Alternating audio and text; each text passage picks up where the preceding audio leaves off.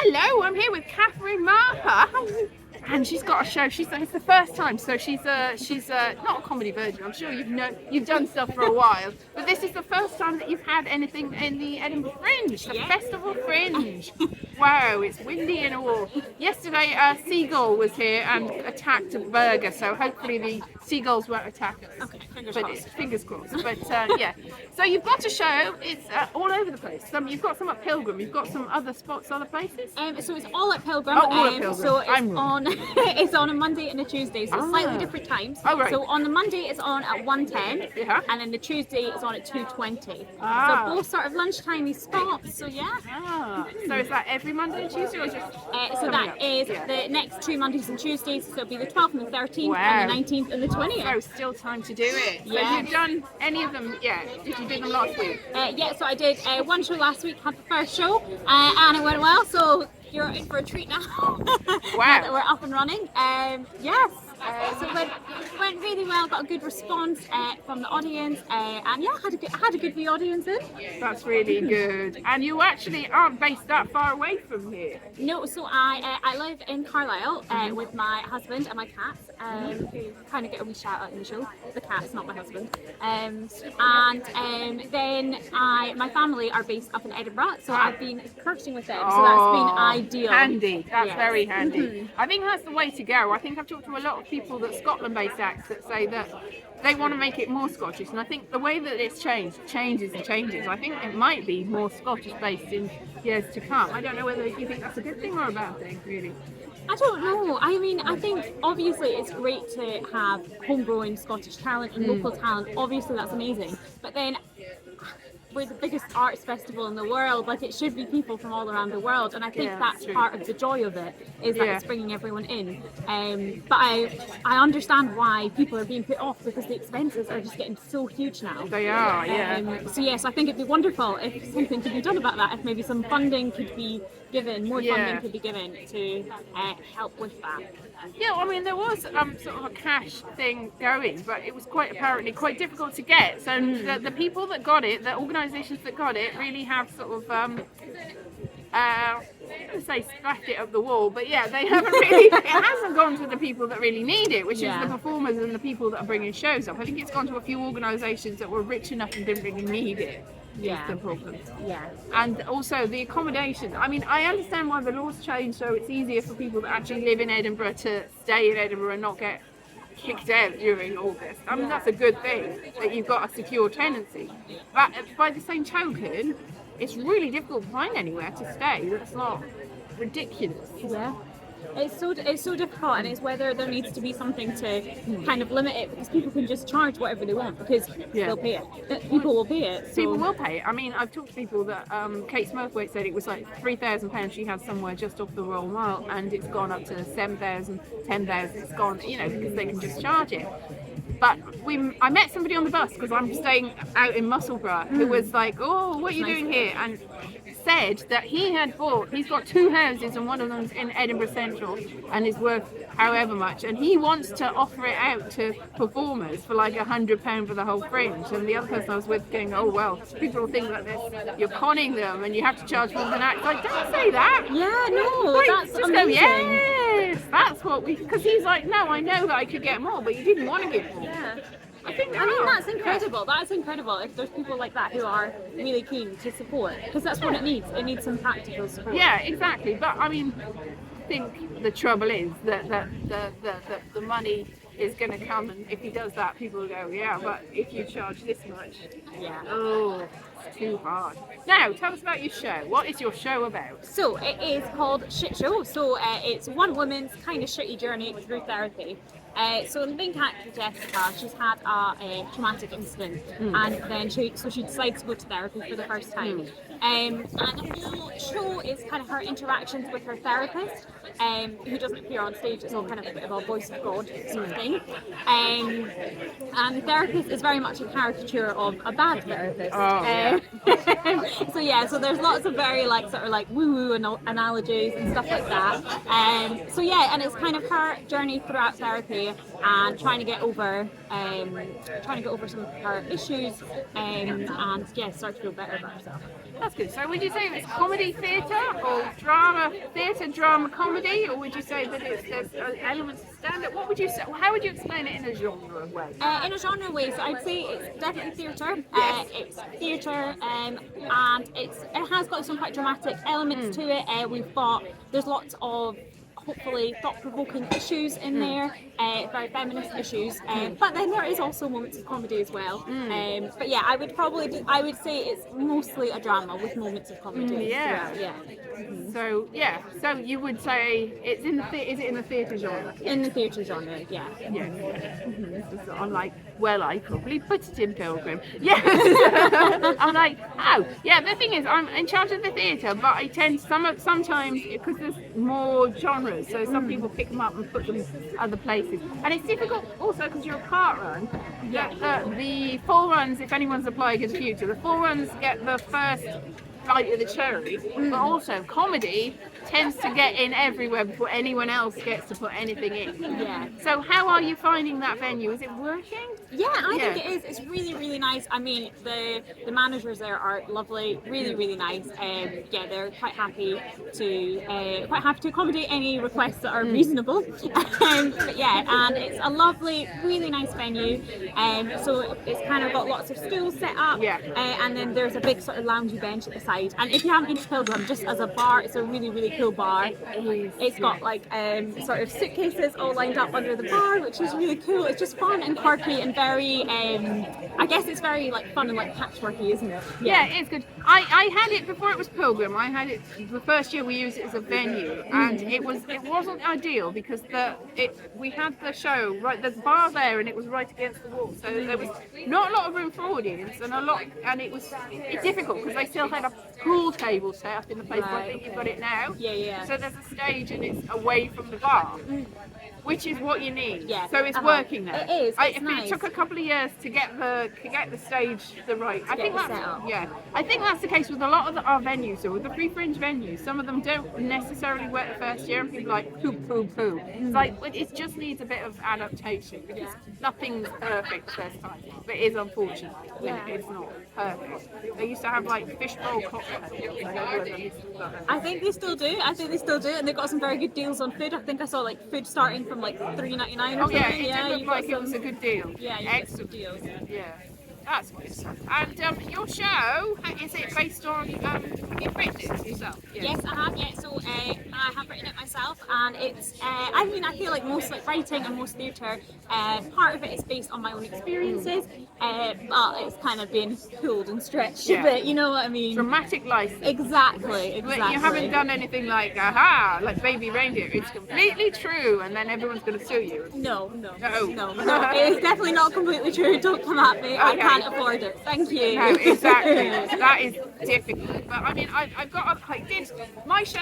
I'm going to tell you a bit about my show. My show's whatever you want it to be, and there's various different things that I've done in the past, and people come and whatever. But the other day, somebody mentioned Baby Reindeer, and I said, oh, well, I had a show about stalking in 2018, I think. I was still slightly workshopping. It was like work in progress sort of thing. And I just had it for like a week, and I'm pretty sure that Richard Gadd was in the audience and maybe thinking about what he was doing, and came up to me and said, are you going to do something with that show? I was like, I am doing something with that show. And I was like, I'm doing something. And I think it was him. I'm not entirely sure. Right, okay.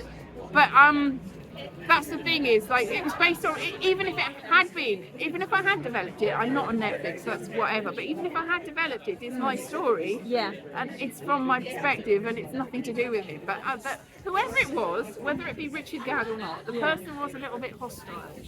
Like that, really. That's not okay. When it's, like you say, it's your story. You're like, I have every right to tell this. It's like, well, I'm doing this. It's like, well, you fill your boots. Not my fault. Yeah. I mean, I'm sure there can be 2 shows about stalkers out there. I'm sure that's okay. I'm sure, and I'm sure there are other shows about therapists, but it's your story. 100%. You've written it. There's loads of other ones about therapists this year alone. But but people have different experiences, and because I mean, I would say my show's like relationship with like therapy would be quite complex.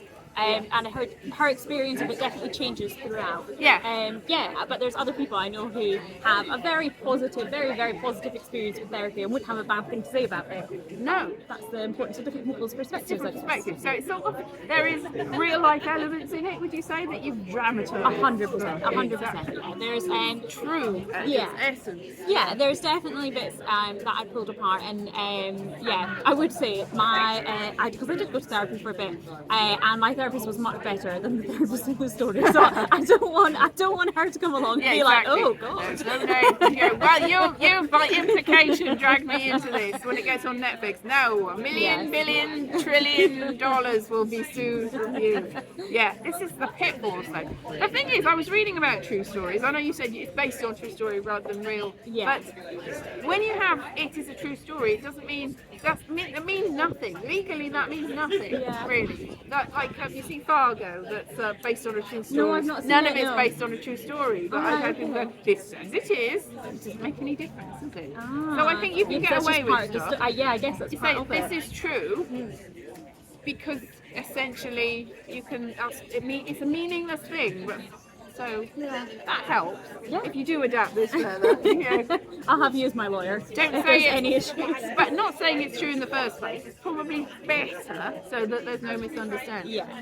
Yeah.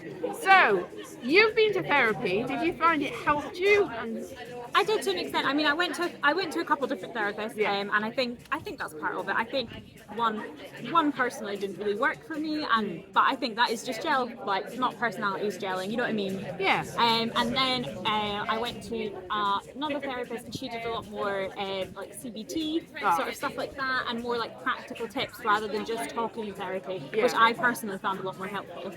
Yeah, I mean, it's different people are going to find different things. It's like how teaching styles. 100%. Yeah. How does it help you? Yes, you've got to find the one that's right for you. Shopping around. Yeah, and I think you also have to be a good client, because I think this is kind of part of the shit show of the story, is that I don't think she's always the best client. Like, so you have to be a good client. I think with most things, like you get out what you put in. So if you're not giving stuff, then you can't really complain if you're not getting stuff out. Well, that's true with anything, isn't it? You have to, exactly. It's like if you've gone into a shop and you've asked for something, but you've been really demanding, then it's like not really. They haven't helped you. You haven't helped them. Yeah. People don't seem to like interacting and give and take. People don't always like. It's like, this is me. I'm paying you. Therefore, you should do everything for me. Yeah. You're still humans, aren't you? Yeah. So you said that you've been to more than one therapist, did you say? Yeah, just a couple. So just tried, like I say, just kind of tried one out, and it didn't quite work for me. And then, a friend recommended someone else, and that didn't work out. So do you think it was the style of therapy or just the personality? I think probably a bit of both, to be honest. I think a bit of both, and also maybe just timing. You know, maybe I wasn't ready. Yeah, I wasn't quite ready for it, and maybe I needed a bit of a false start to get used to what therapy was and what it wasn't. So maybe whoever I'd gone to the first time, it wouldn't have worked for me. But yeah, I think a lot of it is personality, because you need to feel like you can trust this person with like your deepest, darkest thoughts. And I think if you don't feel like that, then that's nothing on the therapist. It's just not the right relationship. Yeah. It's strange though how you can. I mean, you'd think ostensibly people are just like meat things that walk around and we should all be the same, but we're not the same, are we? Not the same at all. It's like there's so many different ways of being, and how you've lived your life very much influences how you take other. You assume that people have got intentions that they might not have based on what's happened before. Yeah, definitely. There's quite a lot of that kind of in the play, I guess. Is a lot of it is how she receives the therapist if she sees her writing a lot. How she takes that as a criticism, and then it bugs her that she can't know what she's written. And that's something that really just gets bigger and bigger and bigger and bigger. There's a lot of things like that where it's just perceived offences rather than an actual direct offence. Well, that's it. I mean, with a lot of interactions, human interactions, it tends to be a you issue, because you can't police what other people are saying or doing, or just assuming is the worst thing. You think people are thinking a certain way, and it's like Now that's just real. Yeah. It's just, you've got to let go. Let go. That's the, yeah. And then you don't need therapy anymore because you've let go. It's all gone out in the ether. So, how do you feel like you're in a good place now? You must be. You've got like Edinburgh show and the life ahead of you. It's all brilliant. Yeah, no, I do feel like I'm in a good place. I feel like I'm in a good place. Yeah, I mean, obviously, like everyone, you've got tough times, you've got tough days. But yeah, I would say for the most part, I'm in a good place, and that's kind of why. I mean, this show has been sort of brewing for a while, and I think that's why I kind of felt ready to do it this time and this year. Yeah, because I felt that. I think if you're doing something that's about you or about like anything that's kind of like a bit traumatic for you, I think you need to make sure there's enough space between you and whatever it is. And whatever it is, yeah, that's the thing, it's the time. It's like if you've written it and it's still raw, then you're gonna relive that trauma on stage. That's probably not a great thing. Yeah, It has to be it's probably not therapist approved. slightly be behind you by the time it happens. Yeah. So it's behind you enough that are you going to develop this? Have you got plans for where next to take it? I'm hoping to. So this is kind of, I've been sort of using these shows as a bit of a test to see how the audience reacts. And I mean, I've only had one so far, but it's got a really positive reaction. So I'm hoping, if that continues, I am really hoping to potentially develop it further and maybe to go around to a few other fringes, perhaps like Buxton and Brighton. Excellent. Maybe, yeah, go for it a bit Go more. for it, yeah. That's good. I think that's good and positive. And then you will baby reindeer the hell out of it and not get sued this time. Yes. Nobody gets sued. That's the ideal. Yeah. And I mean, there's a possibility of winning awards even with the Free Fringe. I'm not saying that sounds like I mean, people have won awards with the Free Fringe. So I mean, it tends to be with the whole run. So if you come back next year with a whole run, I'm eligible for everything. Exactly. I mean, I think the Fringe first. Have you entered that one? I think the Fringe first is like for people bringing their shows up for the first time. I've not entered that, no. Look for it, see whether that's Whether that's still an option. And if you come up next year, pretend that it's your first time. Or pretend this never happened. Yeah. And then you'll still be eligible. I think maybe if you do a full run. I'm not sure what the eligibility is. Yeah, there's got to be a loophole on that, surely. There's got to be a loophole because there's people that have come up and won the new act and they've been going for years. Yeah. So there's certainly got to be a loophole. I just changed the show title slightly. Yes, exactly. It'll be called Shite Show next year. Exactly, completely different. Whole new show. And you've got married, so you've got a different name. You just use a different name. Exactly. Loads of ways around this. All right, thank you very much, Kathryn, and good luck with the rest of your run and everything to come. And yes, see you tomorrow. Bye. Bye.